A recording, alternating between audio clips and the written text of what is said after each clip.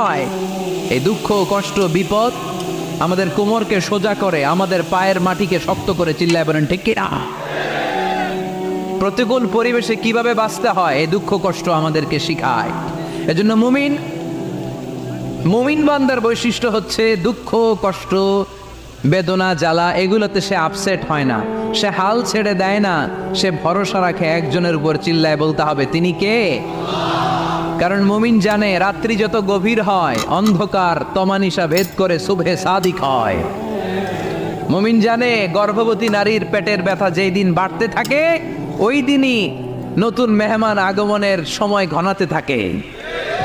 মুমিন জানে তার জীবনে দুঃখ কষ্ট বিপদ যত বাড়তে থাকে সুখের দিন কাছে আসতে থাকে। এজন্য মুমিনের হারাবার কিছু নেই।